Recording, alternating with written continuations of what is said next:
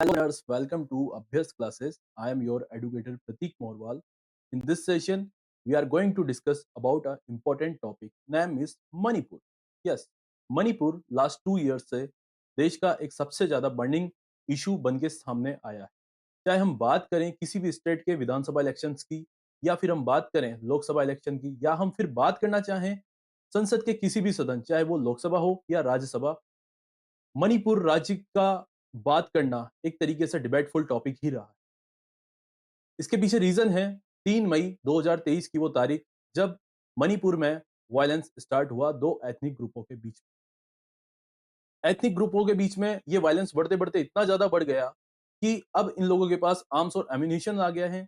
एक दूसरे का कत्लेआम कर रहे हैं, नग्न महिलाओं को परेड कराई जा रही है। इवन एक इंसिडेंट तो ऐसा है जब एक कपल को पहले किडनैप किया जाता है, फिर उसकी हत्या कर दी जाती है। दुर्भाग्यवश मणिपुर के बारे में हमको ये सब बातें करनी पड़ रही है। मणिपुर इसके अलावा काफी अच्छी एक रिच हिस्ट्री रखता है। पोस्ट इंडिपेंडेंस मणिपुर 1949 में as a princely state India में शामिल हुआ। 1972 में इंडिया ने मणिपुर को पूर्ण राज्य का एक दर्जा दिया। मणिपुर के पर्यटन की दृष्टि से अगर बात करें तो वहां पे लोकटक झील है, एक क्लासिकल डांस फॉर्म है, और डिफरेंस डाइवर्स कल्चर है वहां पे ट्राइबल कम्युनिटीज का, जिसको कंजर्व करना सबसे ज्यादा महत्वपूर्ण है। नॉर्थ नॉर्थ ईस्टर्न जो भी स्टेट्स है उसका एक अभिन्न अंग है मणिपुर, जो कि अपनी सुंदरता के लिए भी जाना जाता है। लेकिन पिछले 2 सालों से अगर हम बात कर रहे हैं तो वो वायलेंस के बारे में बात कर रहे हैं मणिपुर की। मणिपुर की एक नेटिव आप सभी जानते होंगे, मैरी कॉम, जिन्होंने 2012 ओलंपिक में ब्रॉन्ज मेडल हासिल किया था। उन्होंने भी सरकार से दरख्वास्त की थी कि प्लीज मेरा मणिपुर जल रहा है, इसे आके बचाइए। ऑपोजिशन के द्वारा तो ये भी एलिगेशन लगे हैं कि अभी तक प्राइम मिनिस्टर ने मणिपुर का दौरा नहीं किया है। प्राइम मिनिस्टर अभी तक मणिपुर के लिए अकाउंटेबल नहीं है। 2 साल से बहुत ज्यादा डेवलपमेंट्स हो रही है, लेकिन अभी रिसेंटली ऐसी कौन सी अपडेट आई है, कौन सा डेवलपमेंट हुआ है जिसकी वजह से मणिपुर वापस से चर्चा का विषय बन चुका है? एन बिरेन सिंह, मणिपुर के सीएम ने अपना पद त्याग कर दिया है, मतलब रिजाइन दे दिया है। ये सबसे बड़ी एक डेवलपमेंट है इंडियन पॉलिटिक्स के नजरिए से, या बात करें मणिपुर के नजरिए से। उनका रिजाइन देने के पीछे क्या क्या कारण रहा है? कोई पॉलिटिकल प्रेशर रहा है, या यही एथनिक ग्रुप का वायलेंस इसके पीछे कारण रहा है? कौन कौन से एथनिक ग्रुप इस वायलेंस के पीछे हैं, ये सारी चीजें हम इस सेशन में जानेंगे। आइए हम स्टार्ट करते हैं इस सेशन को। First of all, N Biren Singh, जिन्होंने 9 फरवरी 2025 में अपना रिजाइन दे दिया। सेम वही बात कि एथनिक वायलेंस बढ़ रहा था, उसको कंट्रोल करने में एन बिरेन सिंह कैपेबल नहीं थे, और अपनी खुद की पॉलिटिकल पार्टी, साथ ही साथ ऑपोजिशन पार्टी का पॉलिटिकल प्रेशर भी था, जिस वजह से एन बिरेन सिंह ने रिजाइन दे दिया। अब ये दोनों कौन सी कम्युनिटी है? पहली कम्युनिटी का नाम है मैतई कम्युनिटी, और दूसरी कम्युनिटी का नाम है कुकी कम्युनिटी। अगर हम बात करें मई 2023 से जो एक आंकड़ा सामने नजर आ रहा है, 250 लोगों की मृत्यु हो चुकी है और मोर देन 60,000 लोगों का डिस्प्लेसमेंट मणिपुर से हो चुका है, मतलब अपनी जगह छोड़ के जा चुके हैं। अब हम एक नजर मारते हैं क्या क्या रीजंस रहे हैं रिजाइन करने के। पहला रीजन रहेगा, सिंह को हमेशा से ही नो कॉन्फिडेंस मोशन का डर था। एक ऐसा मोशन जो कि ऑपोजिशन पार्टी द्वारा रूलिंग पार्टी के अगेंस्ट लाया जाता है। सिंपल मेजोरिटी से अगर ये पास हो जाए तो सरकार गिर जाती है। हालांकि सिंह की जो गवर्नमेंट है वो पूर्ण बहुमत से बनी हुई है, तो इतना डर नहीं था, लेकिन इंटरनल डिस्टरबेंस के कारण ये नो कॉन्फिडेंस मोशन भी एक उनके रिजाइन करने का कारण है। दूसरी अगर हम बात करें, दूसरा दूसरा कारण है, एन बीरेन सिंह अपनी खुद की पार्टी के लोगों का सपोर्ट खोते जा रहे थे। खुद की पार्टी यानी कि भारतीय जनता पार्टी, जो कि पूर्ण मेजोरिटी के साथ मणिपुर में आई हुई है, लेकिन डिस्टरबेंस और वायलेंस को कंट्रोल नहीं करने के कारण जो बीजेपी के खुद के एमएलए थे, वो एन बीरेन सिंह से असंतुष्ट थे, और वे चाहते थे एन बीरेन सिंह अपना पदत्याग कर दें। इसका एक उदाहरण पहले भी देख चुके हैं, जब एनडीए, जो कि सत्ताधारी ग्रुप है, उसको उनकी एक पार्टी नेशनल पीपल्स पार्टी ने नवंबर 2024 में छोड़ दिया था। ये एक तरीके का स्टार्टिंग का झटका था। अगर कंटिन्यू करते एन बीरेन सिंह तो आगे जाके और भी पार्टीज इसके अगेंस्ट जा सकती थी और कुछ इंटरनल एमएलएस अगर टूट जाते तो ऑब्वियसली यहाँ पे नो कॉन्फिडेंस मोशन भी पास हो जाता और सरकार गिर सकती थी। ये सारी चीजें मुझे ऐसा लगता है कि आला कमान का ऑर्डर था जिस वजह से एन बीरेन सिंह ने अपना पदत्याग कर दिया है। अब देखा जा सकता है कि आने वाले समय में वहां कोई बीजेपी का नया सीएम आता है या फिर प्रेसिडेंट रूल रखता है, जिस प्रकार से वहां दोनों कम्युनिटीज के बीच में एक तरीके के पीस टॉक करवाया जा सके। तीसरा जो सबसे इंपॉर्टेंट, आजकल बाजार गर्म है इस रीजन से कि एन बीरेन सिंह ने अपना पद त्याग किया है।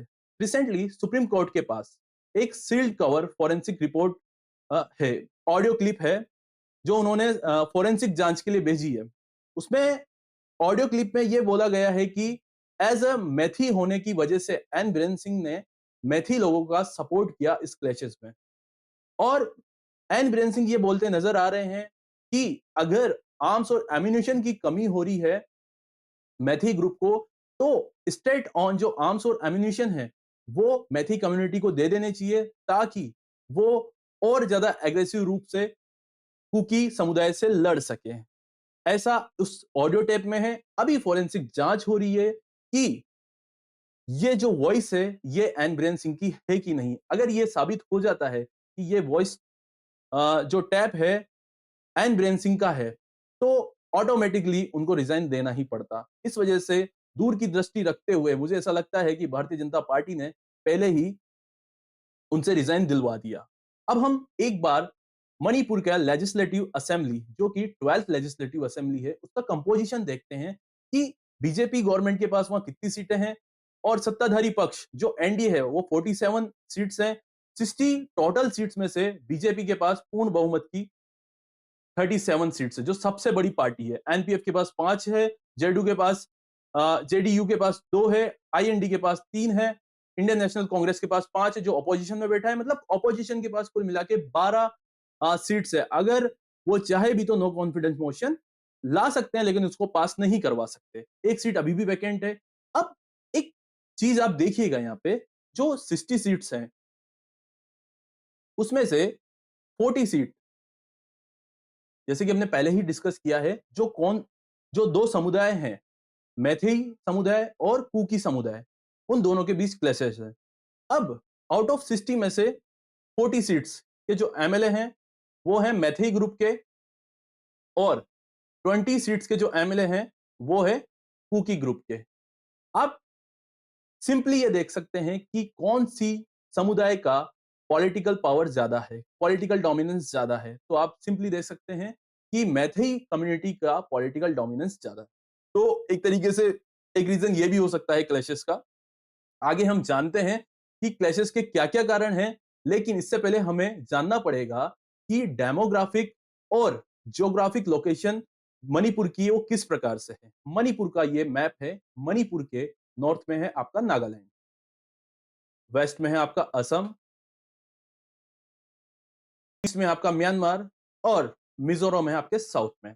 ये जो चारों हैं, आप जो बोन ऑफ कंटेंशन है वो है ये सारा इंफॉल वैली में। इंफॉल वैली को एक बार समझिए। इंफॉल वैली एक तरीके से कटोरी नुमा संरचना है। ठीक है, कटोरी नुमा संरचना में जो गहराई वाला एरिया है उसको बोलते हैं अपन वैली रीजन। कौन सा region? Valley region. Valley region में कौन रहते हैं? वैली रीजन में रहते हैं मैथई लोग। ओके, अब जो कटोरी के किनारे वाला एरिया है जिसको ऊंचाई पे रहते हैं, जिसको हम बोल सकते हैं हिली रीजन, ये हो गया आपका हिली रीजन। वहां पे कौन सा समुदाय रह रहा है आपका? वहां पे रह रहा है आपके ट्राइबल कुकी लोग। ओके, अब मेथई और कुकई की लोकेशन आपको पता लग गई, लेकिन म्यांमार और मिजोरम हमने क्यों यहाँ पे हाईलाइट किया है? म्यांमार की एक हो गई आपकी चिन ट्राइब, इधर से मिजोरम की होगी आपकी मिजो ट्राइब, और आप बात करें नागालैंड की तो ये होगी आपकी नागा ट्राइब।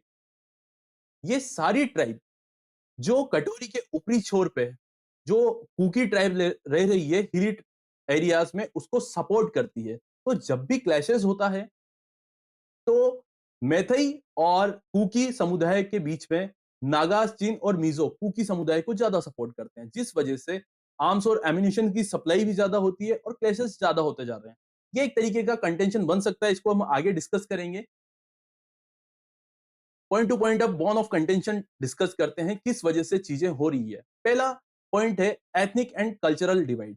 आप जानते हैं मणिपुर में काफी ज्यादा संख्या में डाइवर्स एथनिक ग्रुप्स रहते हैं, ठीक है। उसमें जो डोमिनेंस है वो ग्रुप है मैथी कम्युनिटी का। मैथी कम्युनिटी के लोग ज्यादातर वैष्णव हिंदू समाज से आते हैं, और वहां पे जो कुछ मुस्लिम लोग हैं वो लोग भी अपने आप को मैथी कम्युनिटी से एसोसिएट करना पसंद करते हैं। लेकिन वो रहते कहाँ हैं? वैली एरिया में, ठीक है। अब जो कुकी समुदाय के लोग हैं वो क्रिश्चियन धर्म को फॉलो करते हैं, और उनकी पॉपुलेशन भी कम है। तो इस प्रकार से आप देख सकते हैं एथनिक और कल्चरल दोनों ही डिवाइड हो रहा है। उन दोनों के बीच में ऑपोजिशन आ ही रहा है, चाहे वो धर्म के नजरिए से रहो, चाहे वो खुद के एथनिक बिलीव की नजरिए से हो, ठीक है। इस प्रकार से डोमिनेंस को लेके हमेशा बात होती रही है। जिसकी संख्या ज्यादा है वो डोमिनेंस भी ज्यादा है, मीन मैथी का डोमिनेंस ज्यादा है, और उनके पास रिसोर्सेस भी ज्यादा है। हमेशा कहीं पे भी बात होगी लड़ाई की, तो या तो वो रिसोर्सेस की लड़ाई होगी या वो लैंड की लड़ाई होगी। हिस्ट्री में हम कभी भी जाएं, चाहे इंडिया में भी आए हम, तो वो रिसोर्सेस की तो लड़ाई थी। किसी के पास रिसोर्सेज नहीं था, तभी तो आके वो यहाँ पे रिसोर्सेज के लिए लड़ाए। तो ये सारी चीजें हमें समझनी होगी। दूसरा दूसरा पॉइंट होगा हमारा colonial legacy and post independence politics. आपको पता है पोस्ट इंडिपेंडेंस 1949 में मणिपुर ने as a princely state India को ज्वाइन किया था। लेकिन उसके साथ ही कुछ डिमांड मैथी कम्युनिटी की थी, कुछ डिमांड कुकी कम्युनिटीज की थी। अब किसी एक कम्युनिटी की डिमांड को पूरा करने के लिए दूसरे समुदाय को नाराज करना, ये कभी भी एक प्लेटफॉर्म पे आ ही नहीं पाया। इसलिए गवर्नमेंट से ये लोग काफी खफा हैं। लेकिन फिर भी मैथी कम्युनिटी जो है वो टिल्टेड है इंडियन गवर्नमेंट के प्रति। तीसरा हम पॉइंट जानते हैं बॉर्न ऑफ कंटेंशन का, ethnic mobilization and arm movement. इसके बारे में हम पहले ही डिस्कस कर चुके हैं। जो मैंने आपको बताया था कि किस प्रकार से चिन ट्राइब, मिजो ट्राइब और नागा ट्राइब, ये तीनों ट्राइब किसको सपोर्ट कर रही है? ये कर रही है कुकी ट्राइब को। तो एक तो पॉपुलेशन का मोबिलाइजेशन होता है, जिससे डेमोग्राफिक एरिया पूरा चेंज हो जाता है, प्लस आर्म्स मूवमेंट भी कंटिन्यू होता है बॉर्डर के अक्रॉस भी। जैसे मिजोरम से आर्म्स आते हैं और कुकी लोगों को सपोर्ट करते हैं, जो कि हेल्पफुल हो रहे हैं अभी मैथी से लड़ने के लिए। अब अपन लास्ट अगर पॉइंट बात करें, जो कि सबसे इंपॉर्टेंट पॉइंट है। अब आप समझिए 1949 से पहले मैथी जो समुदाय था, आप देखिए मैथी जो समुदाय था वो पहले एसटी कैटेगरी में आता था, मतलब शेड्यूल्ड ट्राइब कैटेगरी में आता था। लेकिन बाद में ये शेड्यूल कास्ट और ओबीसी कैटेगरी में आने लगा। अभी जो कुकी कम्युनिटी है वो आती है शेड्यूल्ड ट्राइब कैटेगरी में। शेड्यूल्ड ट्राइब कैटेगरी में होने का कुकी कम्युनिटी को एक फायदा है कि मैथई कम्युनिटी के लोग वहां जाके उनके एरिया में, मतलब हिली एरियाज में जाके कोई भी लैंड को परचेस नहीं कर पाएंगे। लैंड को परचेस नहीं कर पाएंगे, इट मीन वो अपना एरिया को विस्तार नहीं कर पाएंगे। मैथई एक वैली एरिया में आके सेंट्रलाइज हो गए हैं। अब वो आगे कैसे बढ़ेंगे? इसीलिए मैथी कम्युनिटी सन 2001 से ही खुद को एसटी का दर्जा लेने की मांग कर रही है। अभी रिसेंटली ही हाईकोर्ट के एक आदेश ने ये सारी घटना को एक तरीके से जन्म दे दिया, जब उन्होंने आदेश दिया कि मणिपुर की सरकार को एक बार देखना चाहिए या विचार करना चाहिए कि मैथी कम्युनिटी को एसटी के एसटी कैटेगरी में लेके आए। तो इसी बात को एक ट्रिगर मूवमेंट अपन मान सकते हैं, जिससे कुकी समुदाय भड़क चुका है। कुकी समुदाय ये कहता है कि बाद में अगर ये एसटी कैटेगरी में आ गए तो इंक्रोचमेंट कर लेंगे, हमारी जगह को ले लेंगे, हमारे रिसोर्सेज को ले लेंगे। हम ऑलरेडी रिसोर्सेज में कमी है, पॉलिटिकल पावर में कमी है, जनसंख्या में कमी है, या फिर एक रिचनेस में जो कि मनी पावर होती है वो भी मैथी के पास ज्यादा है। ये लोग तो इजिली आके अपनी जमीनें यहाँ पे खरीद सकते हैं। लेकिन वैसा वर्सा अगर हम बात करें मैथी कम्युनिटी के लोग ये बोलते हैं कि हिल हिल से आने वाले लोग मतलब कुकी और अदर लोग यहाँ आके जमीन अपनी खरीद लेते हैं और हम लोगों के बीच में एक तरीके से कम्युनिटी को दूषित कर देते हैं। मैथी कम्युनिटी के बीच में हम दूसरी कम्युनिटी को अलाउ नहीं करेंगे। ये सारी चीजें डिमांड करते जा रहे हैं। साथ-साथ अगर हम बात करें कुकी कम्युनिटी, ये थोड़े दिनों बाद मुझे ऐसा लगता है कि ऑटोनॉमस एक स्टेट की डिमांड भी करने वाले हैं, क्योंकि ये सारी ट्राइब चाहे आप बोलो चिन ट्राइब, मिज़ो ट्राइब या नागा ट्राइब तो ठीक है ऊपर है तो वो एक अलग ही नागालैंड के साथ उनका समावेश है। लेकिन चिन, मिज़ो और कुकी ट्राइब मिलके एक ऑटोनॉमस स्टेट की मांग करते हैं। बाद में मांग भी कर सकते हैं कि हमें आर्टिकल 6 शेड्यूल की भी डिमांड है। तो ये सारी चीज़ें 6 शेड्यूल क्या है इसके बारे में हम जानकारी लेंगे। ये सारी चीज़ें कुकी ट्राइब पर डे डिमांड कर सकता है। अब इसका कन्क्लूज़न क्या हो सकता है? क्या वे फॉरवर्ड हो सकता है? सबसे बड़ी बात है कि अब एन बिरेन सिंह जिसको कुकी ट्राइब बोलती थी कि मैथई कम्युनिटी को ज़्यादा सपोर्ट करते हैं, वो चले गए हैं। अब सेंट्रल गवर्नमेंट को मुझे ऐसा लगता है कि इंटरवेंशन करना चाहिए। इंटरवेंशन करने के बाद दोनों कम्युनिटी के बीच में पीस टॉक करवानी चाहिए। पीस टॉक होने के बाद उनको ऐसा लगेगा कि कोई वे फॉरवर्ड निकल सकता है या कोई सॉल्यूशन निकल सकता है तो बेनिफिशियल रहेगा क्योंकि जब तक पीस नहीं होगा तब तक डेवलपमेंट नहीं होगी। लेकिन यहाँ पे अगर इसी तरीके से वायलेंस चलता रहा तो आर्म अम्यूनिशन आते रहेंगे। अ, ओपीएम की एक तरीके से ड्रग्स स्मगलिंग होती रहेगी। ये एक बहुत बड़ा कारोबार है जो कंटिन्यूअसली चल रहा है। अगर इंटरनल सिक्योरिटी की बात करें या फिर एक्सटर्नल सिक्योरिटी की बात करें इंडिया की, वो भी काफ़ी खतरे में है। इसलिए सेंट्रल गॉर गवर्नमेंट का इसमें इंटरवेंशन करना बहुत ज़्यादा ज़रूरी है। अगर वो इंटरवेंशन नहीं करेंगे, तो नॉर्थ ईस्टर्न स्टेट बहुत ज़्यादा खतरे में आ जाएँगे। वैसे भी चाइना का विस्तार ज़्यादा हो रहा है, चाहे वो अरुणाचल में हो, चाहे अभी रिसेंटली अमेरिका ने बांग्लादेश में सत्ता चेंज करा दी हो, म्यांमार में एक तरीके से सेना का शासन आ गया है, ये सारी चीज़ें नॉर्थ ईस्ट को एक तरीके से खतरा बना रही है और चिकन नेक जो कि एक छोटा-सा एरिया है, एक बार वो कट हो गया तो हमारा पूरा नॉर्थ ईस्टर्न स्टेट कट हो सकते हैं। ये सारी चीज़ों को ध्यान में रखते हुए आई होप सो कि फ्यूचर में मणिपुर में शांति आएगी और सेंट्रल गवर्नमेंट इसका कुछ अच्छा उपाय निकालेगी या तो नया सीएम लाके जो कि 2 साल के लिए अभी और हो सकता है, 2025 चल रहा है, 27 में अगले इलेक्शन होने वाले हैं, 2 साल में इसमें पीस टॉक करवाएगी या फिर प्रेसिडेंट रूल लगा के वहाँ पे पीस टॉक की बातें करेगी। ये सारी चीज़ें सेंट्रल गवर्नमेंट कर सकती है। अभी जो एक आइडियल फॉर्म यही है कि सेंट्रल गवर्नमेंट के हाथ में ही सारी पावर है, क्योंकि सेंट्रल में भी बीजेपी की गवर्नमेंट है और मणिपुर में भी बीजेपी की गवर्नमेंट है। एक बार पीस यहाँ पे स्टार्ट हो गई तो नॉर्थ ईस्ट स्टेट्स का डेवलपमेंट बहुत ज़्यादा हो सकेगा।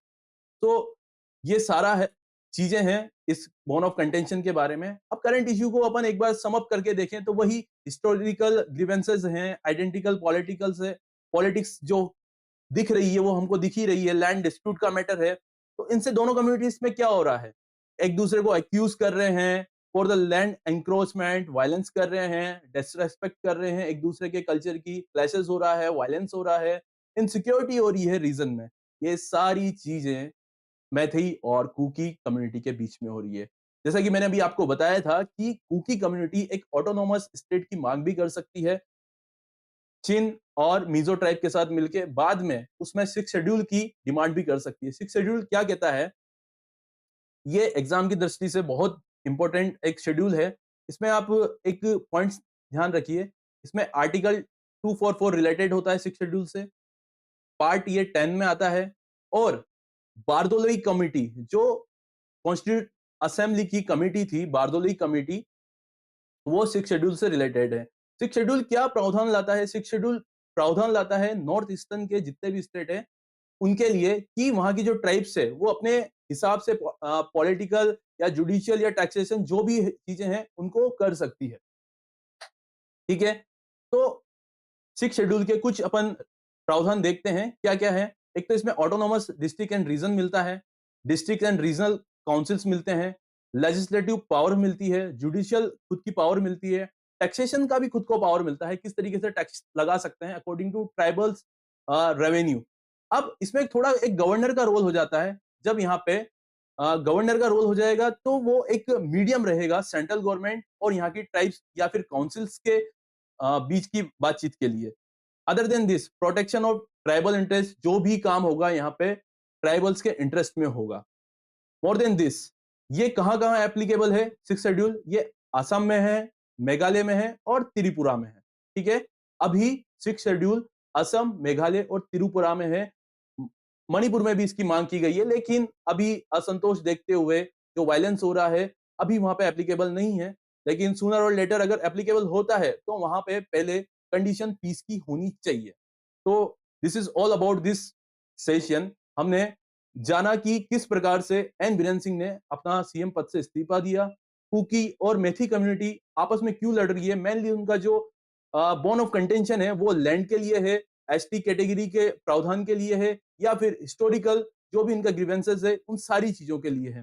तो इस प्रकार से ये चीज आपकी है।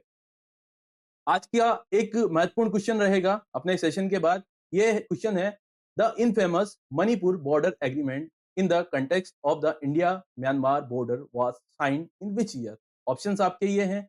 आपको इसका आंसर इंस्टाग्राम पेज पे मिल जाएगा। वो इंस्टाग्राम पेज का लिंक मैं डिस्क्रिप्शन में ऐड कर दूंगा। और कंटिन्यूसली आपको इसके साथ बने रहना है, क्वेश्चन आपको करते रहना है और क्लासेस को रेगुलर लेते रहना है। थैंक्स।